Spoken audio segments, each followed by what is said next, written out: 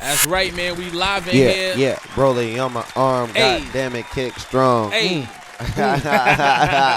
Yo, Reg, you know, you can tell when superstars into the building, man. Yes. Now, when I do this show, it's usually me, the DJ, the engineer. You know what I mean? And somebody sweeping in the corner. Okay. We got all types Where's of paparazzi. my broom? Where's my broom? No, you're not a sweeper, sir. You go hold down these airways with me. This is a special occasion, man, that we told you Wiz Khalifa was coming through. He is in the building. Let's clap it up for that one time. Good to see you, man. It's good, man. It's been a little minute, man. It's been a while, right? Yeah. I think this was right before Black Hollywood was the last time I saw you. Yeah. When We Them Boys was ringing out there. Yeah. And now then I went into hiding. Right.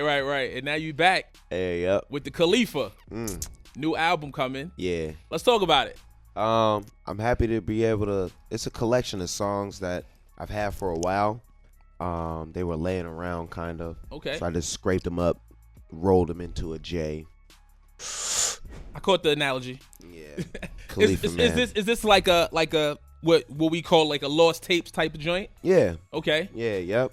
But it's a great representation of where we're going too, because these songs, they represent where we've been through, where we at right now, and what's the future. So what's the time span in these recordings? Like all the way back to what is it, 2016 now? So 4 years ago. Okay. 2012. Yeah. Crazy. Yeah. Hey, Wiz, man. Cool pants, bro. Oh, come on, Yo, listen, man.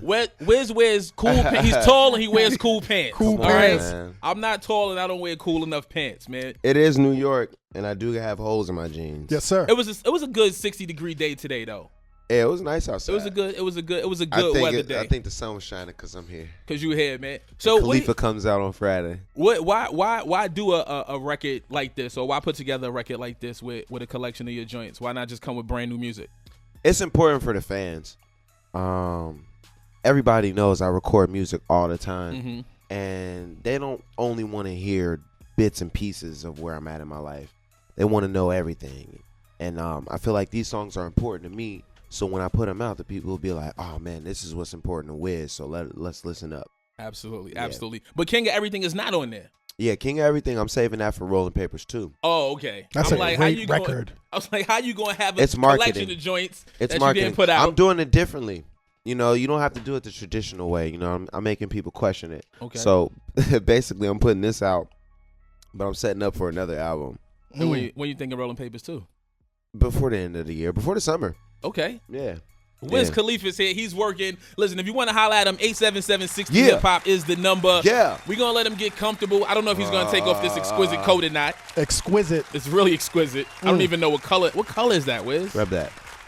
It's fucking nice. That's about 4 years of my salary. Plus features. So look, we're going to get back into the music. Hannah Rad is here. Hit us up, 877-60 Hip Hop, at Hip Hop Nation on that Twitter and on that Instagram. Hannah, you got something for the people? I got a little something for you right now. Oh, I'm so excited for this. Let's do it. Oh, yes. This is Hip Hop Nation, man. Yeah, we having a party up in here. Yes, we are. This is the Combat Jack edition of the tour guide. Salute. You know what I mean? We got the king of fucking everything. These niggas don't want it. Ooh. Ride in the car and the watch that same thing, nigga. That's stunting. Ooh. Getting all this paper. Ooh. I did that from nothing. Ooh. That roof for the city view, nigga. Yo, Wiz, man, I got a question to ask you, man. What's up? Like throughout your career, regardless if you've been in our consciousness or not, I always credit you as being able to pull out a hit out of your ass, man. Where do these hits come from? I pay attention to music. Yeah, I love music. I'm a really big fan. And my whole goal is to just give people the best of the best. But the consistency, I mean, you could pull out some good records, but you pull out hits, B. That's because I aim big. Yeah. And I'm not even going to lie. I got a lot of support and a lot of love. That's important. That's Yeah. definitely important. Yep. I remember the Nicolay joint. I'll take it all the way back to that. Yeah. Like, you had a very independent grassroots grind and come up. That song was crazy. And then absolutely. And then you made it all the way to pop culture and being a big superstar, man. What is that transition like, going from that space where you started to being, having all these damn cameras in here? Well, shout out to Pittsburgh. Shout out to Taylor Gang. Shout out to Rostrum Records, ID Labs, and Boo Will, and everybody in between, man.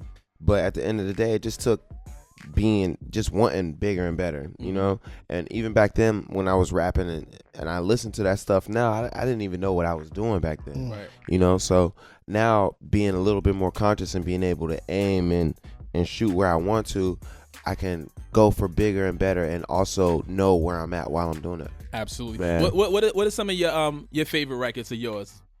That song, the Nicolay joint, Shout out to Nick. yeah, the song I still remember. That was on, I think, Star Power. Anything off Cushion Orange Juice. When I'm Gone off Rolling Papers. I'm trying to think about Fall Asleep off ONIFC. No Gain off Black Hollywood. You got a hell of a memory for a pothead. I know, Wiz. right?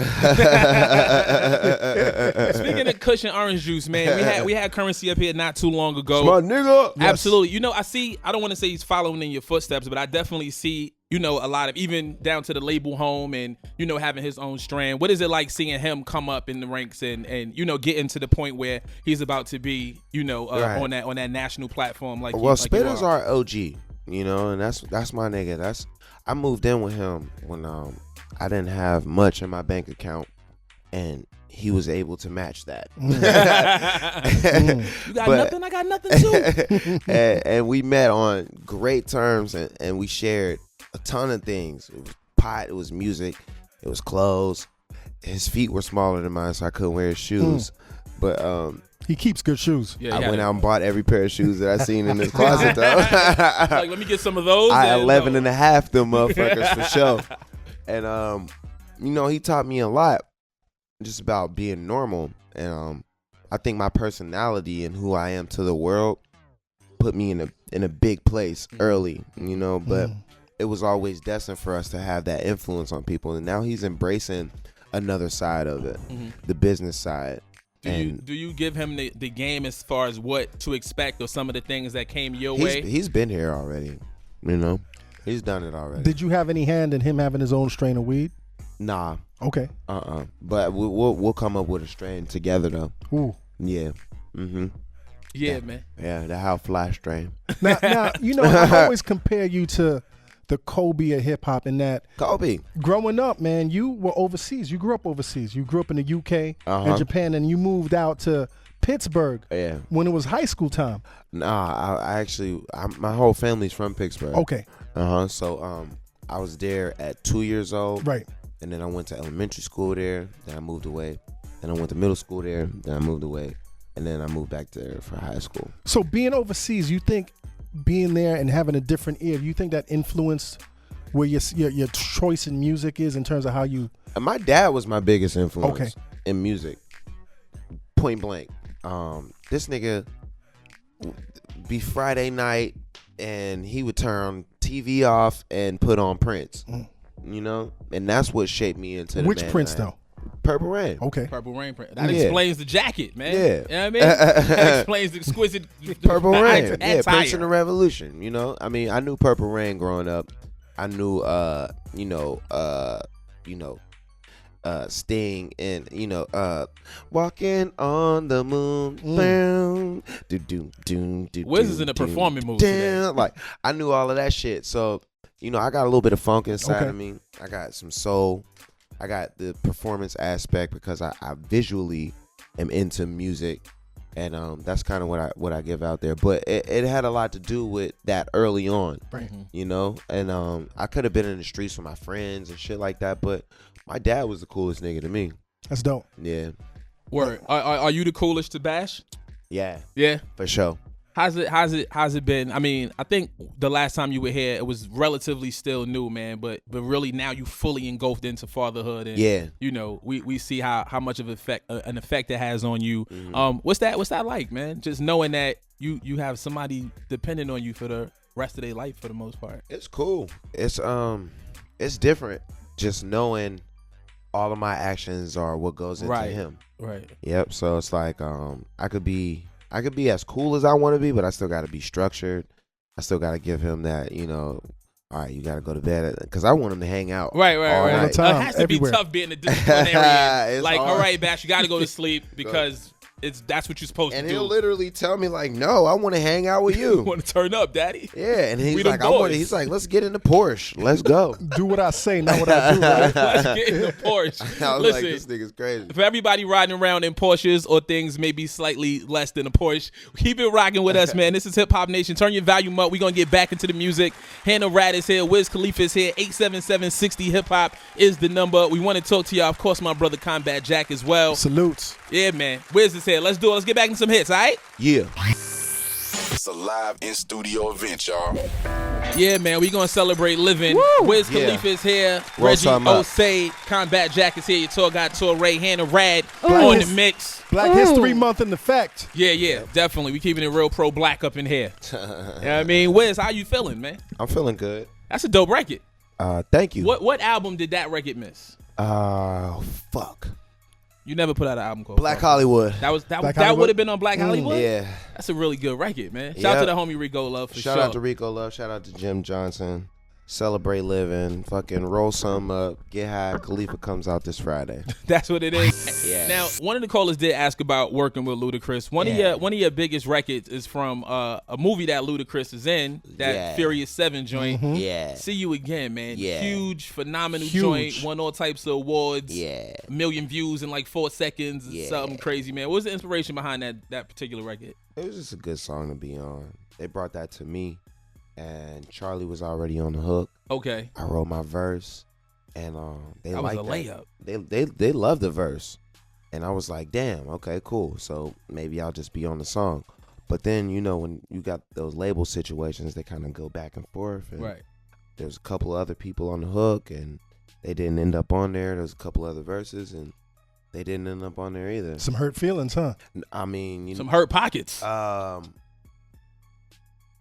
I got 1 billion views. You know what I'm saying? you definitely like to collab. You worked on We Them Boys with Detail. Yeah. Great record. Another great record. Yeah. What's your thoughts on the collaborative effort or ghostwriting and things of that nature? If it works, it works.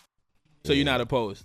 I'm not opposed to it. A great writer can put their spin on it. True You know, indeed. Beyonce, I feel like she gets a lot of things spun her way, Mm-hmm. but she writes as well. Mm-hmm.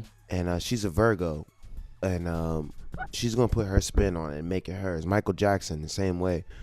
Fucking, he didn't write all of the songs. Right. He But made it his. They were his. Yes. Yeah. You know what I mean? And I'm a Virgo as well, and this shit is new to me, the game, but I know how to play it though. True indeed. Yeah. True indeed. I think that's the difference between, keeping your career in one place and taking it to the superstar level, which you are. You know what I mean? Right. I mean, you gotta be able to do certain people have way bigger ideas for you than you have for yourself. That's real. And if you can't, get over yourself and fucking make that shit happen, then you might be the one that's hurting from it.